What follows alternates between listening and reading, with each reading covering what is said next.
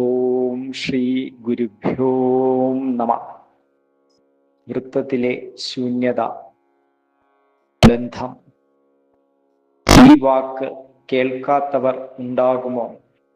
കേട്ടാലും കേട്ടില്ലെങ്കിലും എല്ലാവരും ഓരോരോ ബന്ധങ്ങൾ കാരണം ബന്ധനത്തിലാണ്. അതിനാൽ തീർച്ചയായും ബന്ധം എന്താണെന്ന് നമ്മൾ അറിഞ്ഞിരിക്കണം. ബന്ധം എന്ന വാക്ക് ശ്രദ്ധിക്കുമ്പോൾ അതിനോട് ചേർന്ന് വരുന്ന പല പല വാക്കുകളും നമുക്ക് ഓർമ്മ വരാം. ഉദാഹരണത്തിന് രക്തബന്ധം, സംബന്ധം, അസംബന്ധം എന്നിങ്ങനെ ഈ വാക്കുകൾക്ക് അതിൻ്റെതായ അർത്ഥങ്ങൾ ഉണ്ട്. അവ നമുക്ക് അറിയാവുന്നതാണ്.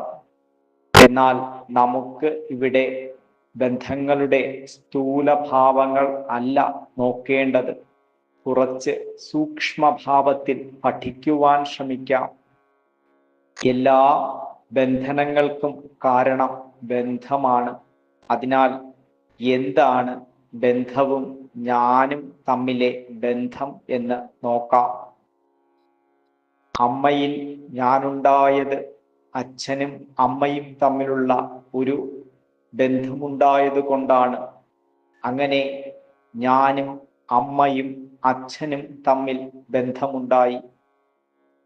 പ്രസവാനന്തരം എനിക്ക് ബന്ധം കാരണം ധാരാളം ബന്ധുക്കളുണ്ടായി. വളർന്ന് വരുന്നതിനോടൊപ്പം ഞാനും പ്രകൃതിയും തമ്മിൽ ബന്ധമുണ്ടായി. അത് വിശാലമായപ്പോൾ ഞാനും പ്രപഞ്ചവും തമ്മിൽ ബന്ധമുണ്ടായി.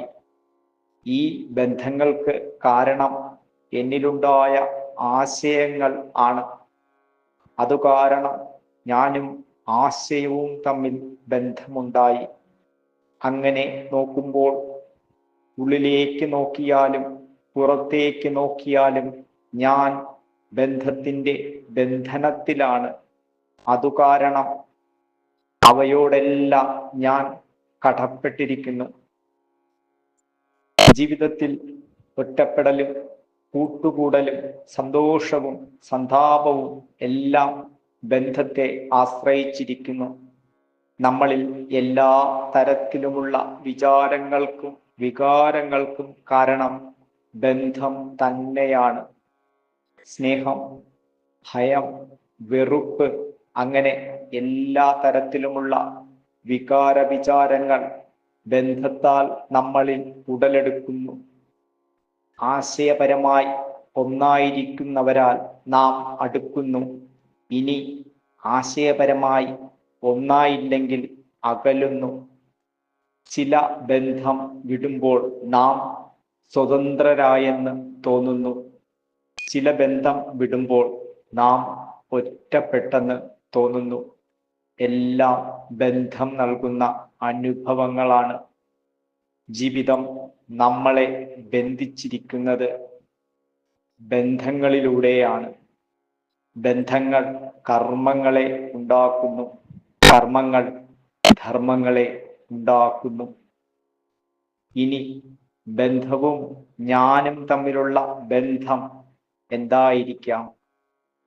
സത്തയും ഞാനും തമ്മിലെ ബന്ധം, ഞാനും നിരീക്ഷകനുമായുള്ള ബന്ധം, ഞാനും മനസ്സുമായുള്ള ബന്ധം, ഞാനും അഹവുമായുള്ള ബന്ധം, ഞാനും ശരീരവുമായുള്ള ബന്ധം.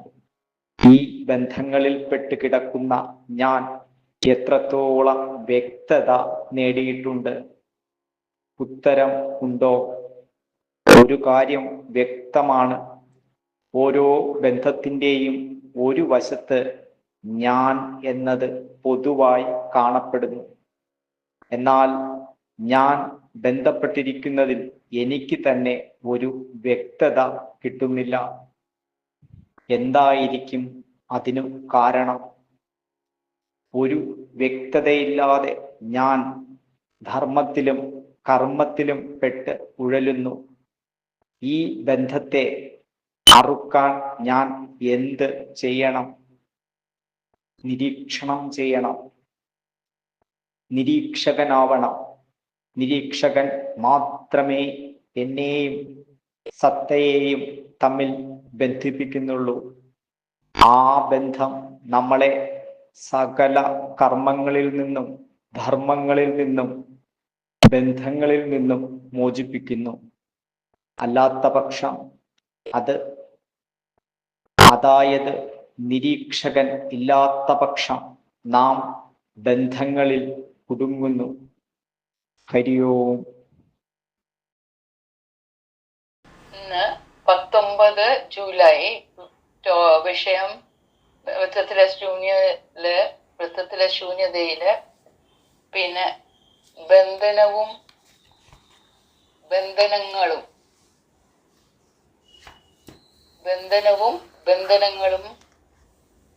ബന്ധനങ്ങളെ കുറിച്ചാണ് പ്രതിപാദിക്കുന്നത് ഗുരുജി.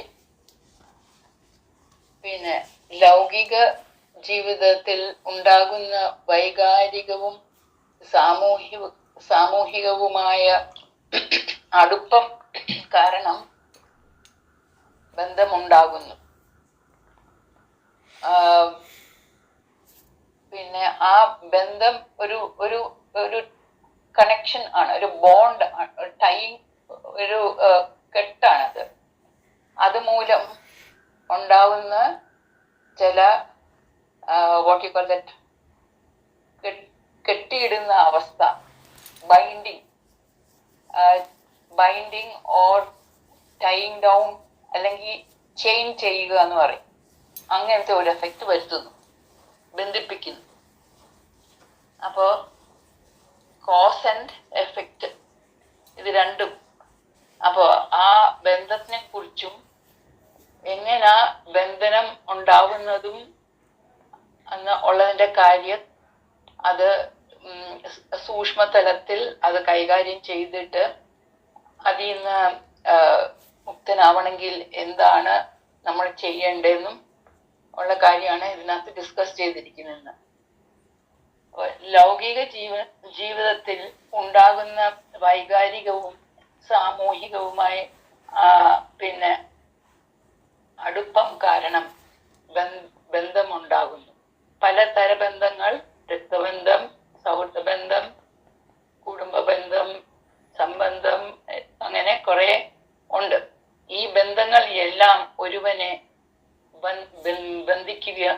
ബന്ധിക്കുന്നു, പിന്നെ അവനെ ബന്ധസ്ഥനാക്കുന്നു. ബന്ധങ്ങളുടെ അതിന്റെ പിന്നെ സ്ഥൂല ഭാവത്തെക്കാട്ടിൽ സൂക്ഷ്മഭാവം ആണ് നമ്മൾ മനസ്സിലാക്കേണ്ടത്. പ്രത്യേകിച്ചും പിന്നെ ഞാനും ബന്ധവും തമ്മിൽ ഉള്ള ബന്ധം അറിഞ്ഞിരിക്കേണ്ടതാണ്, അത് അനിവാര്യമാണ്. നമ്മൾ സാധകരായിട്ട് മുന്നോട്ട് പോകുമ്പോൾ ഇവ രണ്ടും തമ്മിൽ ഉള്ള കണക്ഷൻ, ഞാനും ആ ബന്ധവുമായിട്ടുള്ള എങ്ങനെയാണ് ആ ടൈപ്പ്, അവിടെ എങ്ങനെയാണുള്ളത് എന്ന് നല്ല പിന്നെ ഒരു ബോധവാനായിരിക്കണം. എന്നാലേ ഉള്ളൂ എന്നിലെ ബന്ധിക്കുന്ന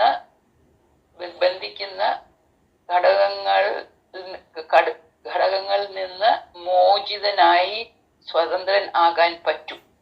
അതുകൊണ്ടാണ് നമ്മുടെ അവസ്ഥ, നമ്മുടെ ഉള്ളിൽ ഈ ബന്ധനസ്ഥകളും ഒക്കെ എങ്ങനെയാണെന്ന് തിരിച്ചറിയണം. പക്ഷെ അതിലോട്ട് പോകുന്നതിന് മുമ്പേ, അത് തിരിച്ചറിയാൻ പോകുന്ന മാർഗം ഗുരുജി പറയുന്നുണ്ട്. അതിനു മുമ്പേ ഇതിന്റെ സൂക്ഷ്മതലം 2nd and 3rd പാരഗ്രാഫില് കൈകാര്യം ചെയ്യുന്നുണ്ട് ഗുരുജി. അതായത് ഒരു കുട്ടി ഉണ്ടാവുമ്പം ആ കുടുംബ ബന്ധത്തിൽ നിന്ന് തുടങ്ങി അച്ഛൻ, അമ്മ, കുട്ടി, പിന്നെ ആ ഉണ്ടായ കുട്ടി വേറെ ബന്ധങ്ങളിൽ ഏർപ്പെടുന്നു. അതായത് കുടുംബം, പിന്നെ സമൂഹം, പിന്നെ പ്രകൃതിയുമായും പിന്നെ പ്രപഞ്ചവുമായും ഇങ്ങനെ ബന്ധം ഉണ്ടാവുന്നു. ഈ ബന്ധങ്ങൾ എല്ലാം ഒരുവന്റെ മനസ്സിൽ ഉണ്ടാകുന്ന ആശയങ്ങളെ ആസ്പദിച്ച് ആണ് ഉണ്ടാവുന്നത്. ഒരു സാമൂഹിക ജീവിയായി വളർന്നു വരുമ്പോൾ കുടുംബവും സമൂഹവും പ്രകൃതിയും അവന്റെ ആശയങ്ങളും ഒക്കെ അവന് കടപ്പെട്ടിരിക്കും. കാരണം ഹെൽപ്ലെസ് ആയിട്ടുള്ള അല്ല ജനിക്കുന്നത്, തന്നെ ഒന്നും ചെയ്യാൻ പറ്റത്തില്ല. മാതാപിതാക്കളുണ്ട്, അവരോട് കടപ്പെട്ടിട്ടുണ്ട്. ഇപ്പൊ ഈ ഒരു ലെവൽ നമ്മൾ ഉയർന്നു വന്നിട്ടുണ്ടെങ്കിൽ യാതൊരു സംശയമില്ല, അവരോട് നമ്മൾ കടപ്പെട്ടിട്ടതാണ്. പഠിച്ചു ഉയർന്നു വരുന്ന സമയത്ത് ടീച്ചേഴ്സും സമൂഹത്തിലുള്ള പലരും നമ്മളൊക്കെ ഹെൽപ്പ് ചെയ്തിട്ടുണ്ട്. പ്രകൃതി എല്ലാം നമ്മളെ ഹെൽപ്പ് ചെയ്തിട്ടുണ്ട്. അപ്പൊ അവിടെ ആ ഗ്രാറ്റിറ്റ്യൂഡും അതും നമ്മൾ ഓർക്കേണ്ടത് ആണ്. പലതരത്തിൽ ഉള്ള ബന്ധനങ്ങൾ ഉണ്ടാകും, സൃഷ്ടിക്കപ്പെടും, അത് ഉള്ളതാണ്, എന്നിട്ടൊരു യാഥാർത്ഥ്യമാണ്. അതായത് നമ്മുടെ ഒരു ഡച്ച് പോയറ്റ് ഉണ്ട്, എഹ്സാൻ സൈഗൽ എന്ന് പറഞ്ഞ ഒരു പാകിസ്ഥാനിയാണ്. അദ്ദേഹത്തിന്റെ ഒരു പോയമില് എഴുതിയിട്ടുണ്ട്, man is never bone free. First it is the parental chain, then it is the family chain, and then the societal chain. The chain is everywhere. അപ്പോൾ അത് ഉള്ളതാണ്. എങ്കിലും വി കനോട്ട്, കാരണം പ്രകൃതി എന്ന് പറയുന്ന ഒരു കാര്യം അതിൻ്റെ ഒരു ഭാഗമായിട്ടാണ് നമ്മൾ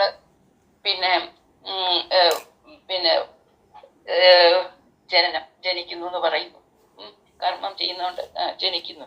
അപ്പോൾ അങ്ങനെ വരുമ്പം ആ പ്രകൃതിയെ ഉൾക്കൊണ്ടുകൊണ്ട് അവിടെ എല്ലാം ഉൾക്കൊണ്ടിട്ട് അത് കഴിഞ്ഞിട്ട് നമുക്ക് ആ പുരുഷന്റെ അടുത്ത് എത്താൻ പറ്റുള്ളൂ. അപ്പോൾ അതിനെ അംഗീകരിച്ചേ മതിയാവും. അംഗീകരിച്ചിട്ട് വേണം താണ്ടി മറ്റിടത്തിലോട്ട് ട്രാൻസെൻഡ് ചെയ്ത് മറ്റൊരു സ്ഥലത്തോട്ട് പോകണ്ടേ. എന്താണ് ഇപ്പം ശരിക്കും ഉയർന്നു പോവുകയാണെങ്കിൽ, നല്ലൊരു തലത്തിൽ വരുവാണെങ്കിൽ, മീനിങ് ഫുൾ ലൈഫ് വരുവാണെങ്കിൽ, നല്ല അറിവ് വരുവാണെങ്കിൽ, ഭൗതികതയിൽ നിന്നപ്പം അതിനകത്തുള്ള കാര്യങ്ങളും നമ്മൾ മറ്റവരുടെ കൂടെ ഒക്കെ ജീവിക്കുമ്പോൾ ട്രാൻസ്ഫോർമേഷൻ വന്നതിന് ശേഷം നമുക്ക് എന്തോ വേണം, ആ ഇൻക്ലൂസീവ്നെസ് വേണം, എല്ലാവരും ഉൾക്കൊള്ളണം. ആ രീതിയിലാണ് ആ ഒരു പൂർണ്ണമായിട്ടുള്ള ഒരു ജീവിതം നയിച്ചു കൊണ്ടുപോകാൻ പറ്റുന്നത്. അപ്പൊ അത് വേണ്ടിയതാണ്, ബന്ധനമാണ്. ആ ബന്ധനമായതും കൊണ്ട് ഇത് അങ്ങനെയാണെന്നും പറഞ്ഞുകൊണ്ട് നമ്മൾ അതിൽ നിന്ന് മുക്തരാവരുതെന്നല്ല, പക്ഷെ ആ ഒരു കാര്യം നമ്മൾ അംഗീകരിക്കണം. ബന്ധം. അപ്പൊ അടുത്തത് ഇത് കുറച്ചുകൂടെ ആ സൂക്ഷ്മ തലത്തിലോട്ട് പോവുകയാണ്. ഈ ബന്ധവും ബന്ധനത്തിനെ കുറിച്ച് പറയുകയാണ്.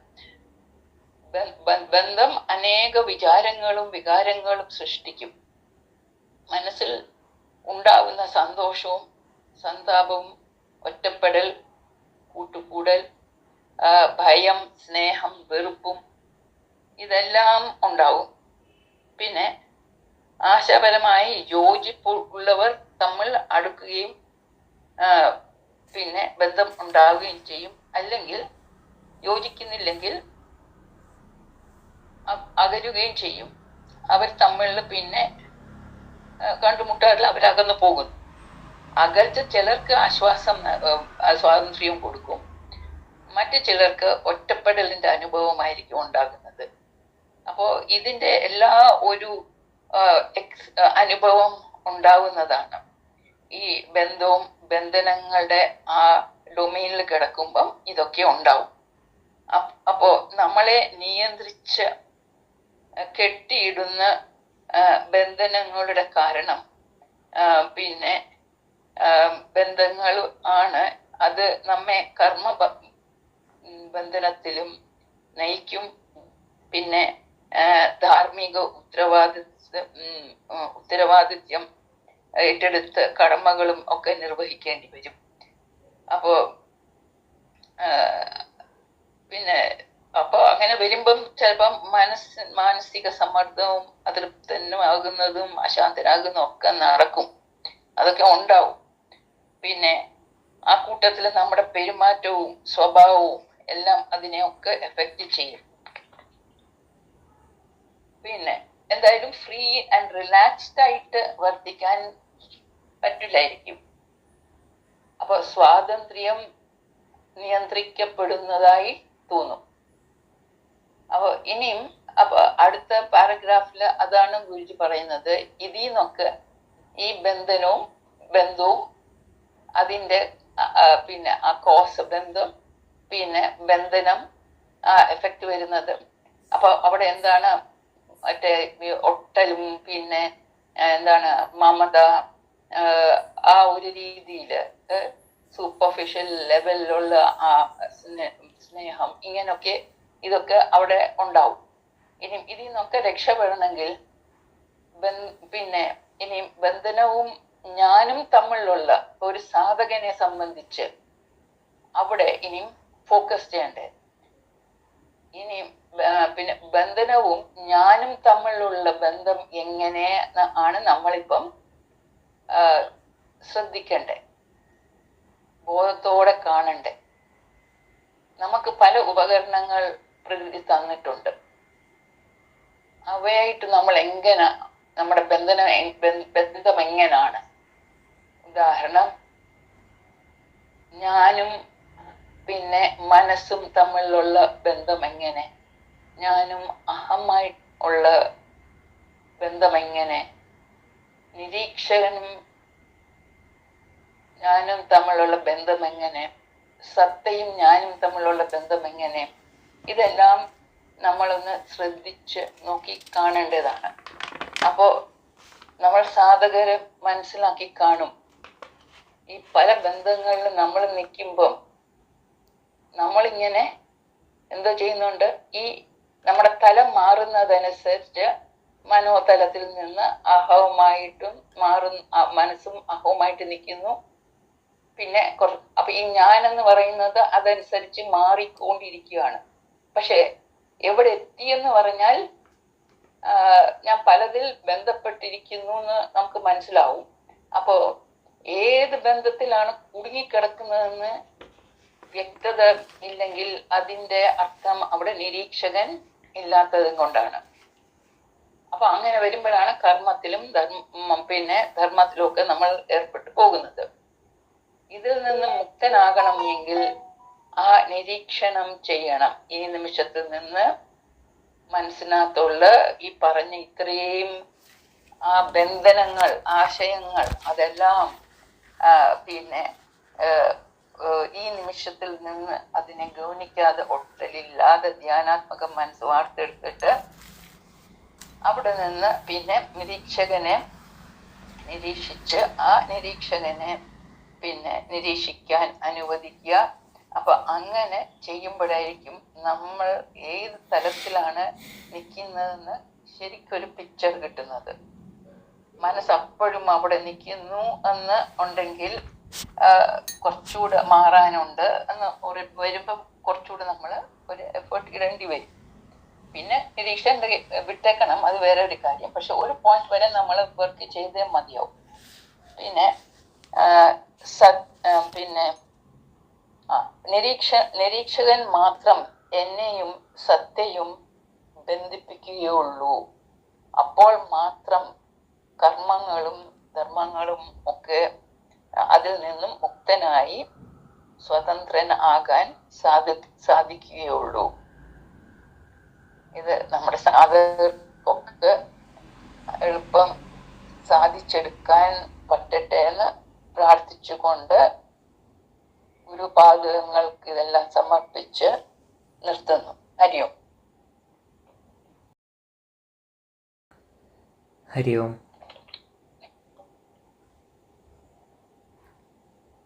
ബന്ധം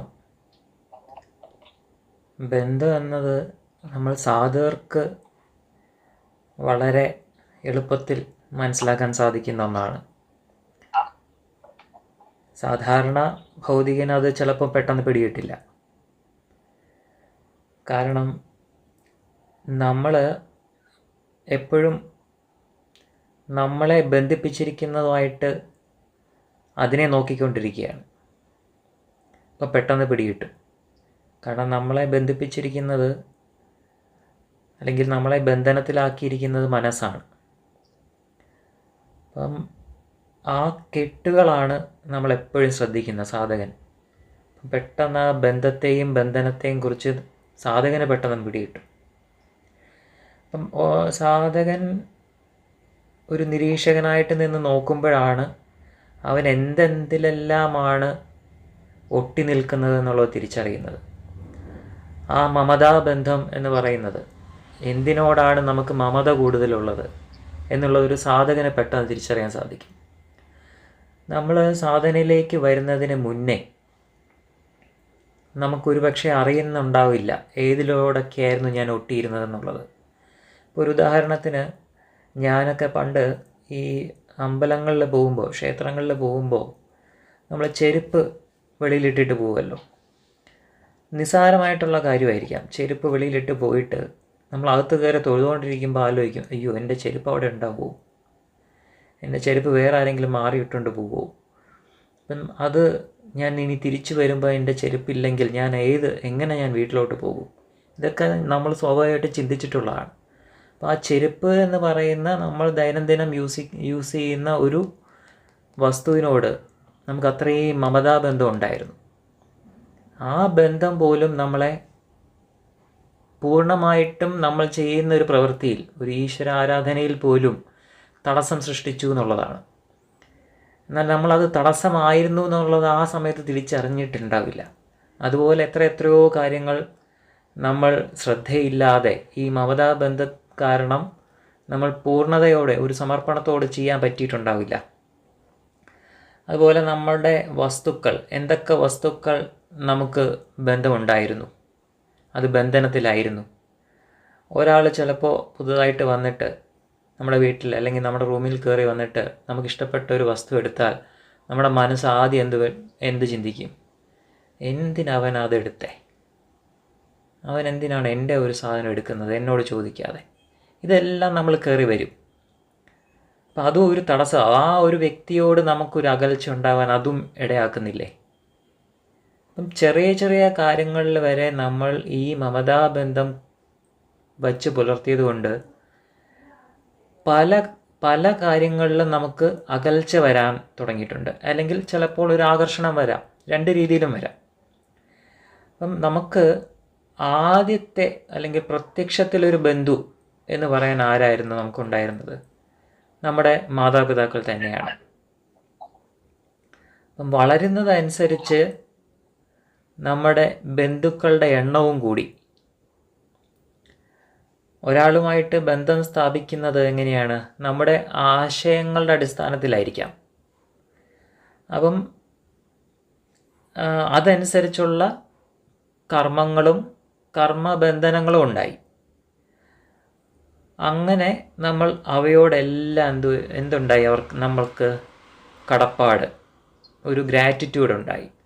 കാരണം നമ്മൾ ഒരു വ്യക്തിയോട് ഒരു ബന്ധം ഉണ്ടാക്കുമ്പോൾ അവരിൽ നിന്ന് എന്തെങ്കിലും ഒരു തിരിച്ചു റിട്ടേൺസ് വരുമ്പോൾ നമ്മൾ അവരോട് കടപ്പെട്ടവരായിട്ട് മാറുകയാണ്. അപ്പോൾ അവരെ നമുക്കതനുസരിച്ച് ആ ഒരു കടപ്പാടിൻ്റെ ഭാഗത്തിൽ നമുക്കൊരു കർമ്മം ഉണ്ടാവുന്നു. അതിങ്ങനെ തുടർന്ന് ഒരു ചെയിൻ പോലെ പൊയ്ക്കൊണ്ടേയിരിക്കുന്നു. ഇനി നമ്മുടെ മനസ്സിൻ്റെ സന്തോഷത്തിനും സന്താപത്തിനും, അതായത് ദുഃഖത്തിനും കാരണം എന്താണ്? മനസ്സിൻ്റെ ഈ ബന്ധം തന്നെയാണ്. ആശയങ്ങളോടും കാഴ്ചപ്പാടുകളോടും അല്ലെങ്കിൽ വ്യക്തികളോടുമുള്ള ബന്ധം നമ്മളെ എന്തിലാക്കുന്നു? ഒരു മനസ്സിൻ്റെ ഒരു ചട്ടക്കൂട്ടിലാക്കുകയാണ്, മനസ്സിൻ്റെ പിടിയിലാക്കുകയാണ്. മനസ്സ് ഒരു കൂട്ടിൻ്റെ അകത്തേക്ക് ഇതെല്ലാം നമ്മളെ കൊണ്ട് എത്തിക്കുകയാണ്. ഈ മമതാ ബന്ധങ്ങളെല്ലാം അനുഭവങ്ങളുടെ കൂട്ടിലാണ് നമ്മൾ. അതായത് അനുഭവങ്ങൾ എന്ത് സൃഷ്ടിക്കും? നമ്മളെ കൊണ്ട് കർമ്മങ്ങളെ ഉണ്ടാക്കും. ഈ കർമ്മങ്ങളാണ് കർമ്മഫലങ്ങളെയും സൃഷ്ടിക്കുന്നത്. അപ്പം അതിങ്ങനെ തുടരുകയാണ്. അപ്പം അതിൽ ആ ഒരു കൂട്ടിൻ്റെ അകത്താണ് നമ്മൾ നിൽക്കുന്നത്. പക്ഷേ ഒരു ഭൗതികമായിട്ട് രീതിയിൽ ചിന്തിക്കുന്ന ഒരാൾക്ക്, മനസ്സിനെ നിരീക്ഷിക്കാത്ത ഒരാൾക്ക് ഇതൊന്നും തിരിച്ചറിയുന്നില്ല എന്നുള്ളതാണ്. അവൻ ആ സന്തോഷത്തിലും ദുഃഖത്തിലും ഇങ്ങനെ മാറി സഞ്ചരിച്ചു കൊണ്ടേയിരിക്കുകയാണ്. ഇപ്പം പണ്ട് നമ്മളൊരു കഥ കേട്ടിട്ടുണ്ടാവും. ഒരു പക്ഷി, ഒരു നല്ല പാടുന്നൊരു പക്ഷി, അതിനെ നമുക്ക് കുയിലെന്ന് വേണമെങ്കിൽ തൽക്കാലം സങ്കല്പിക്കാം. അത് എങ്ങനെയോ പറന്ന് ഒരു കൊട്ടാരത്തിലെത്തി. അപ്പോൾ അവിടുത്തെ രാജാവ് അതിനെ പിടിക്കുന്നു. എന്നിട്ട് അതിനെ എന്ത് ചെയ്യുന്നു? ഒരു കൂട്ടിലടക്കുകയാണ്. ഇപ്പോൾ രാജകൊട്ടാരത്തിലാണെങ്കിൽ അത് എങ്ങനെയായിരിക്കും കൂട്? നമ്മുടെ സാധാ കൂടല്ലല്ലോ, സ്വർണ്ണത്തിലുള്ള കൂടായിരിക്കും. ആ കൂട്ടിൻ്റെ അകത്ത് അടച്ചിട്ട്, അപ്പോൾ എന്തായിരുന്നു അതിൻ്റെ ഒരു ഭാവം, അല്ലെങ്കിൽ അതിൻ്റെ ഒരു മനോഭാവം?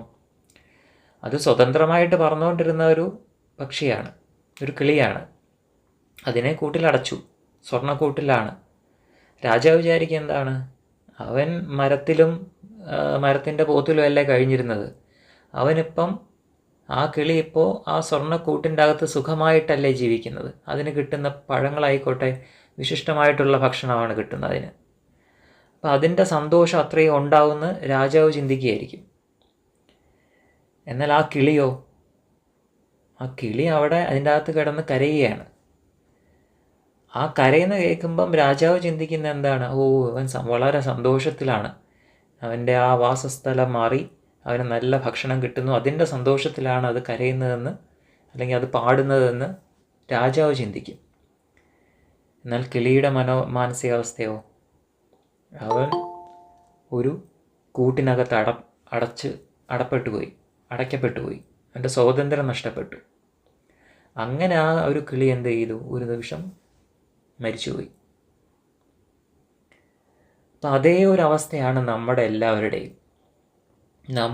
നമുക്ക് കിട്ടുന്ന ഈ ഒരു മനസ്സിൻ്റെ സന്തോഷത്തിൽ അല്ലെങ്കിൽ സുഖത്തിൽ നമ്മളിങ്ങനെ മതിമറന്നിരിക്കുകയാണ്, നമ്മളറിയാതെ, കൂട്ടിലാണെന്ന് അറിയാതെ. അതിങ്ങനെ മരിച്ചു കൊണ്ടേയിരിക്കുകയാണ് നമ്മൾ ഓരോ നിമിഷവും. അതാർക്കറിയാം? നമ്മുടെ നിരീക്ഷകനറിയാം. അപ്പം ഈ ബന്ധങ്ങളെല്ലാം നമ്മളെ എവിടേക്കാണ് നയിക്കുന്നത്? മനസ്സിനോടുള്ള ബന്ധം സ്വാർത്ഥതയിലേക്കും അത് പിന്നീട് കർമ്മബന്ധനങ്ങളിലേക്കും നയിച്ചുകൊണ്ടിരിക്കുകയാണ്.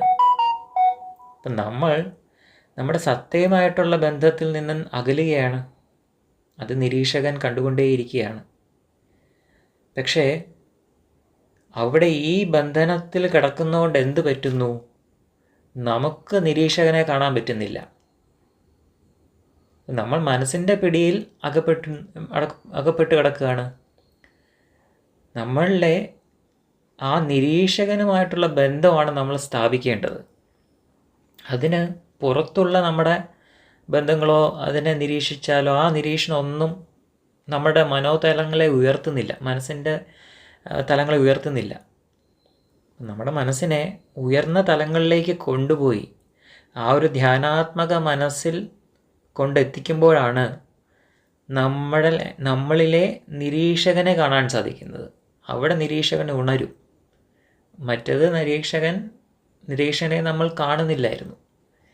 നിരീക്ഷകനെ കാണുമ്പോൾ നിരീക്ഷകൻ ഉണരുന്നു. അപ്പോൾ സ്വതന്ത്രമായിട്ട് നിൽക്കുന്ന ആ നിരീക്ഷകനുമായിട്ടുള്ള ബന്ധം പുനഃസ്ഥാപിക്കാൻ സാധിക്കുമ്പോൾ മാത്രമാണ് ബന്ധനങ്ങളില്ലാത്ത ബന്ധത്തിലേക്ക് നമ്മൾ എത്തിപ്പെടുന്നത്, എന്നിലെ സത്തയുമായിട്ടുള്ള ബന്ധത്തിലേക്ക്. ഹരി ഓം, ഹരി ഓം, ഹരി ഓം. ഹരി ഓം. ഓം ശ്രീ ഗുരുഭ്യോ നമഃ.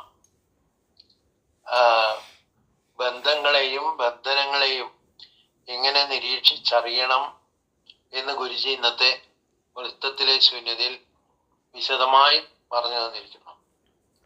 അപ്പൊ ബന്ധങ്ങൾ പലവിധമുണ്ട്. മനുഷ്യനും തമ്മിലുള്ള ബന്ധം, മനുഷ്യനും പ്രകൃതിയും തമ്മിലുള്ള ബന്ധം, മനുഷ്യനും പ്രപഞ്ചവുമായുള്ള ബന്ധം, ഇവയെല്ലാം നമുക്ക് ബാഹ്യമായി നിരീക്ഷിച്ച് അറിയേണ്ടവയാണ്. എന്നാൽ ശരീരവും മനസ്സുമായുള്ള ബന്ധം, മനസ്സും അഹവും ആയുള്ള ബന്ധം, അഹവും വാസനകളുമായുള്ള ബന്ധം, ബോധവും സത്തയുമായുള്ള ബന്ധം എന്നിവയെല്ലാം ആന്തരികമായി നിരീക്ഷിച്ചറിയേണ്ടവയാണ്. ബന്ധങ്ങൾ ബാഹ്യമായിട്ടുള്ള ബന്ധങ്ങളുണ്ട്, ആന്തരികമായിട്ട് നമ്മുടെ ഉള്ളിൽ ഉള്ള ബന്ധങ്ങൾ ഉണ്ട്. അപ്പൊ ആദ്യം ഞാൻ എന്നെ അറിയണം, എങ്കിൽ മാത്രമേ മറ്റുള്ള ബന്ധങ്ങളെ ബന്ധനങ്ങളിൽ പെടാതെ നിലനിർത്താൻ കഴിയൂ. ബന്ധങ്ങളില്ലാതെ നമുക്ക് ജീവിക്കാൻ പറ്റില്ല. പക്ഷെ ഈ ബന്ധങ്ങളെ ബന്ധനങ്ങളിൽ പെടാതെ നിലനിർത്താൻ ഒരു സാധകൻ വളരെ ജാഗ്രത പുലർത്തേണ്ടതാണ്. പക്ഷെ പൊതുവെ സംഭവിക്കുന്നത് എന്താണെന്ന് വെച്ചാൽ, നമ്മൾ മനസ്സിന് കീഴടങ്ങി നിൽക്കുമ്പോൾ മനസ്സാണ് ബന്ധങ്ങളെ നിർവചിക്കുന്നത്. അതായത് മനസ്സിന് ഇഷ്ടം ഉള്ള കാലത്തോളം ആ ബന്ധങ്ങൾ തുടരുന്നു. എന്നാൽ മനസ്സിന് ഇഷ്ടമില്ലെങ്കിൽ ബന്ധങ്ങൾ തകരുന്നു. അപ്പോൾ അവിടെ ദുഃഖം, നിരാശ, വെറുപ്പ് മുതലായ വികാരങ്ങൾ തലപൊക്കുന്നു. ഇതെല്ലാം മനസ്സാണ് നിയന്ത്രിക്കുന്നത് ഈ ബന്ധങ്ങളെ. അപ്പൊ മനസ്സ് നമ്മളെ പലതിനോടും ബന്ധിപ്പിച്ചുകൊണ്ടേയിരിക്കും. ഏതിനോടാണോ കൂടുതൽ ബന്ധം, അതിനെക്കുറിച്ചുള്ള ചിന്തകളായിരിക്കും നമ്മുടെ മനസ്സിൽ ഇടയ്ക്കിടയ്ക്ക് കയറി വരുന്നത്. അപ്പൊ ആ കൂടുതൽ ബന്ധം ഏതിനോടാണെന്നുള്ളത് നമ്മുടെ മനസ്സിലെ ചിന്തകളെ നിരീക്ഷിക്കുമ്പോൾ നമുക്ക് മനസ്സിലാക്കാൻ സാധിക്കുന്നതാണ്. ഇനി ഒരു സാധകൻ ഗുരുവുമായുള്ള ബന്ധം നിലനിർത്തേണ്ടത് അവന്റെ ആവശ്യമാണ്. കാരണം ഗുരുവിന് മാത്രമേ മനസ്സ് സൃഷ്ടിക്കുന്ന ബന്ധനങ്ങളെ ചൂണ്ടിക്കാട്ടി തരുവാൻ കഴിയൂ. ഗുരു മാത്രമാണ് ആന്തരിക നിരീക്ഷണം നടത്തി ഉള്ളിലെ സത്യത്തെ അറിയുവാൻ ഉള്ള സാധനാ മാർഗങ്ങൾ പറഞ്ഞു തരുന്നത്. അപ്പോൾ ഒരു സാധകൻ എപ്പോഴും ആ ഗുരുവുമായുള്ള ബന്ധം നിലനിർത്തിക്കൊണ്ടേ മുന്നോട്ട് പോകുവാൻ കഴിയുള്ളൂ. ഗുരു എല്ലാ സാധകരെയും ഒരുപോലെയാണ് കാണുന്നത്. കാരണം ഗുരു നോക്കുന്നത് സാധകനിലെ സത്തയിലേക്ക് മാത്രമാണ്. എല്ലാ സഹജീവികളിലും ഗുരു കാണുന്നത് ആ സത്തയെ മാത്രമാണ്. അതാണ് ആ സമഭാവന എന്ന് പറയുന്നത്, ഗുരുജി ആ വാക്ക് ഉപയോഗിക്കുന്നത്. എന്നാൽ സാധകൻ ആന്തരിക നിരീക്ഷണം നടത്തുമ്പോൾ ആദ്യം കാണുന്നത് മനസ്സിന്റെ ചലനങ്ങളാണ്. അതുകൊണ്ട് ഞാൻ ആര് എന്ന ചോദ്യത്തിന് അവന് ഉത്തരം കണ്ടെത്തുവാൻ കഴിയാതെ പോകുന്നു. ഒരു സാധകൻ മമതാബന്ധം ഉപേക്ഷിക്കണമെന്ന് പറയുന്നു. അതേസമയം അവൻ ഒന്നിനോട് ഒട്ടലില്ലാതെ അവന്റെ കടമ നിർവഹിക്കുകയും വേണം. അപ്പൊ അതിന് നമുക്ക് ചെയ്യാൻ പറ്റുന്നത് ഒരു കർമ്മയോഗിയായി കർമ്മങ്ങൾ ചെയ്യുമ്പോൾ ബന്ധനങ്ങളല്ലാതാകുന്നു. ചില ബന്ധങ്ങളിൽ നമുക്ക് കർമ്മങ്ങൾ ചെയ്യേണ്ടി വരും. പക്ഷെ അതൊരു കർമ്മയോഗിയായി വർഷിപ്പ് എടുക്കാതെ അത് തൻ്റെ കടമയാണെന്ന് ബോധ്യപ്പെട്ട് ചെയ്യേണ്ടി വരും. കാരണം ചില ബന്ധങ്ങളോട് നമുക്ക് കടപ്പാടുകളുണ്ട്. ജന്മം തന്ന മാതാപിതാക്കളെ വാർദ്ധക്യത്തിൽ സംരക്ഷിക്കേണ്ടത് നമ്മുടെ കടമയാണ്. അപ്പൊ ആ കടമ നിർവഹിക്കുമ്പോഴും അതിലൊരു ഡുവർഷിപ്പ് എടുക്കാതെ ആ കർമ്മങ്ങൾ ചെയ്താൽ അത് ബന്ധനങ്ങളിലേക്ക് നയിക്കുന്നില്ല. ഇനി രക്തബന്ധത്തിലൂടെയാണ് എല്ലാ ജീവിവർഗങ്ങളും ഇവിടെ നിലനിൽക്കുന്നത്. എന്നാൽ ആ ബന്ധത്തിലും സ്വാർത്ഥതയും മമതയും കടന്നു വരുമ്പോൾ അവിടെയും വിള്ളലുകൾ ഉണ്ടാകും. നമ്മളിപ്പോഴും സമൂഹത്തിൽ കാണുന്നതാണ്. രക്തബന്ധത്തിൽ ഉൾപ്പെട്ടവർ പോലും അങ്ങോട്ടും ഇങ്ങോട്ടും ഒക്കെ ഒരു പ്രശ്നങ്ങളൊക്കെ സൃഷ്ടിച്ചിട്ട് പലവിധ പ്രശ്നങ്ങൾ ഉണ്ടാകുന്നത്. ചിലർ വളരെ വികാരപരമായിട്ടും പ്രവർത്തിക്കുന്നുണ്ട്. ഇനി പ്രകൃതിയുമായിട്ടുള്ള ബന്ധവും കടപ്പാടും എപ്പോഴും നമ്മൾ ഓർക്കേണ്ടതാണ്. പക്ഷെ പലപ്പോഴും നമ്മൾ മറന്നു പോകുന്നു. അതിന്റെ പ്രത്യാഘാതവും നമ്മൾ അനുഭവിക്കുന്നുണ്ട്. അപ്പൊ ഗുരു കാക്ഷിക്കുന്നത് ആ സമാജത്തിന്റെ മൊത്തത്തിലുള്ള നന്മയാണ്. അപ്പൊ അതിന് ചില സ്വാർത്ഥ താല്പര്യങ്ങൾ വരുമ്പോൾ അവിടെ ആ പ്രകൃതിയുടെ താളം തെറ്റുന്നു, പ്രകൃതിയെ അമിതമായി ചൂഷണം ചെയ്യുന്നു. അപ്പൊ അതുകൊണ്ട് എല്ലാവർക്കും അത് ദോഷകരമായി ബാധിക്കും. കാരണം അതിന്റെ പ്രത്യാഘാതങ്ങൾ നമ്മളിപ്പോൾ അനുഭവിച്ചുകൊണ്ടിരിക്കുകയാണ്. ഒരു ഉദാഹരണം പറഞ്ഞാൽ കാലാവസ്ഥാ വ്യതിയാനം തന്നെ. കഴിഞ്ഞ 100 വർഷത്തിനിടെ ഏറ്റവും കൂടുതൽ താപനില രേഖപ്പെടുത്തത് കഴിഞ്ഞ 10 വർഷങ്ങളാണ്. അത് എല്ലാവരെയും ബാധിക്കുന്നു. ഏതാനും ചിലരുടെ സ്വാർത്ഥ പ്രവൃത്തി മൂലം അങ്ങനെ സംഭവിക്കുന്നുണ്ട്. ഇനി ഒരു സാധകന്റെ തലത്തിലേക്ക് വരുവാണെങ്കിൽ, ഒരു സാധകൻ ഉയർന്ന ബോധതലത്തിൽ നിന്നാണ് ബന്ധങ്ങളെ നോക്കിക്കാണേണ്ടത്. മനസ്സിന്റെ തലത്തിൽ നിന്ന് നോക്കിയാലുള്ള പ്രശ്നങ്ങൾ ഓൾറെഡി നമ്മൾ ഇവിടെ ചർച്ച ചെയ്തു കഴിഞ്ഞു. അപ്പോൾ ഞാൻ ശരീരമല്ല, ഞാൻ മനസ്സല്ല, ഞാൻ ബോധമാണ് എന്ന് നമ്മൾ പലതവണ കേട്ടിട്ടുണ്ടെങ്കിലും അത് നമ്മുടെ ഉള്ളിൽ ഉറച്ചു കിട്ടുന്നില്ല. കാരണം മനസ്സ് ഇളകിക്കൊണ്ടേയിരിക്കുകയാണ്. അപ്പൊ ആ ഇളകുന്ന മനസ്സിലൊന്നും ഉറച്ചു നിൽക്കുന്നില്ല. ശരീരം പ്രകൃതിയിലെ പഞ്ചഭൂതങ്ങളുമായി ബന്ധപ്പെട്ട് കിടക്കുന്നു. ശരീരം താൽക്കാലികമാണ്. പഞ്ചഭൂതങ്ങളാൽ നിർമ്മിക്കപ്പെട്ട ശരീരം ഒരു കാലഘട്ടം കഴിയുമ്പോൾ അത് വീണ്ടും ആ പഞ്ചഭൂതങ്ങളായി തിരിച്ചു പോകുന്നു. അപ്പൊ ശരീരം ഏതിനോടാണ് ബന്ധപ്പെട്ട് കിടക്കുന്നു എന്നുള്ളത് നമ്മൾ തിരിച്ചറിയേണ്ടതാണ്. അതുപോലെ മനസ്സ് ഇന്ദ്രിയങ്ങളുമായി ബന്ധപ്പെട്ട് കിടക്കുന്നു. ഇന്ദ്രിയങ്ങൾ വിഷയങ്ങളുമായി ബന്ധപ്പെട്ട് കിടക്കുന്നു. അഹം വാസനകളുമായി ബന്ധപ്പെട്ട് കിടക്കുന്നു. ഇതൊക്കെ ആന്തരിക നിരീക്ഷണം നടത്തുമ്പോഴാണ് നമുക്ക് മനസ്സിലാവുന്നത്. എന്നാൽ ഈ ബന്ധങ്ങളെല്ലാം മാറിക്കൊണ്ടേയിരിക്കുന്നവയാണ്. അത് മാത്രമല്ല അവ നശ്വരവുമാണ്. എന്നാൽ സത്ത ഒന്നിനോടും ബന്ധം സ്ഥാപിക്കാതെ സത്തയായി നിലനിൽക്കുന്നു. അതറിയുവാൻ മനസ്സിനെ നിരീക്ഷിച്ച് നിശ്ചലമായ ധ്യാനാത്മക ആക്കുവാനാണ് ഗുരു നിർദ്ദേശിക്കുന്നത്. അപ്പോൾ ഒരു സാധകൻ ബന്ധം സ്ഥാപിക്കേണ്ടത് അവനിലെ നിരീക്ഷകനോടാണ്. നിരീക്ഷകനില്ലാതെ നമുക്ക് ആ സത്തയെ അറിയാൻ സാധിക്കില്ല.